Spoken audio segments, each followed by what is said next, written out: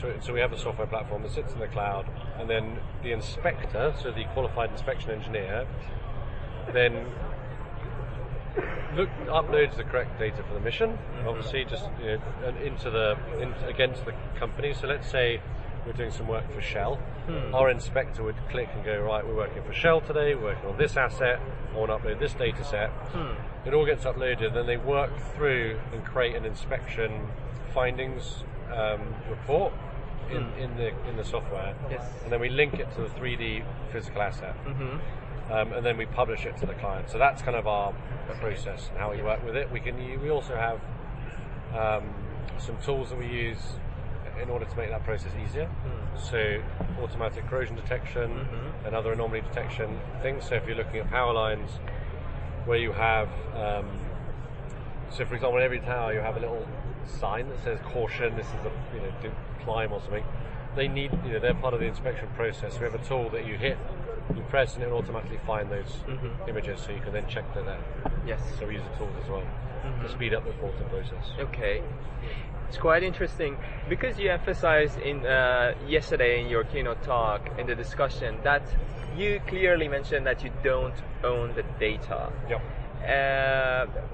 That was an interesting fact because I'm just wondering the reason behind this, other than the criticality of the data that you collect, is the reason that you own the data, or you want the customers want you to give the data to them and they want to integrate it into their perhaps information systems they have for their routines, for instance, in the maintenance operations. So when they work with our cloud platform, they can work with all the data that's in there, right? All their data, they can manipulate it and use tools to derive new insights from that data. That's what it's there for. Think of it like Salesforce. Like Salesforce don't own the contact data of the people within Salesforce.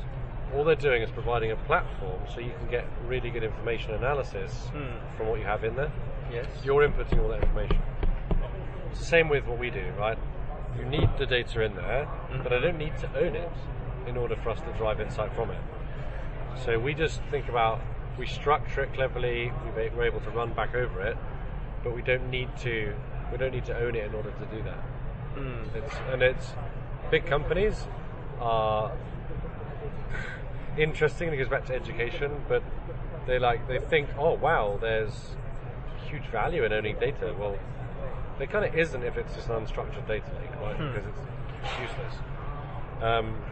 But yeah, for whatever reason, customers really, really like to own their data, so fine. Okay, the raw data. Yeah. No, not processed. Not derivative data, no. Okay, but wasn't it the difference, because you mentioned Salesforces, as long as they are part of the company, I think for them maybe doesn't make sense if they want to kind of store the data they have rather to analyze it. But since you are a service provider, isn't it the reason that you are a third party, you are a kind of a service provider to, for instance, to Shell? But also we have the data platform as well. So if Shell expands the software platform, and everyone else is putting data into that as well, it's like Shell own the data, right? Okay. So we are a service provider, but we're also a provider of a software platform as well for these big asset owners. So we sit in both camps, but in both instances, I just don't see why Sky Futures would need to own the data. I see. We're merely helping people make insight. And if someone wanted to leave and they say, give me all my data, fine. Like, you can export all your raw data. Like, it won't be in a good format, it will just get exported, but you can do that. I see. Interesting. And now I'm going to go for the future applications of drones for manufacturing industries. What are the perhaps top applications for manufacturing operations in your mind for drones? Well, I think for inventory management is clearly the number one. I think for optimization in order for like supply chain logistics, that's probably number two. So just knowing what you have is number one. The second one is getting the stuff you know you have efficiently out the door.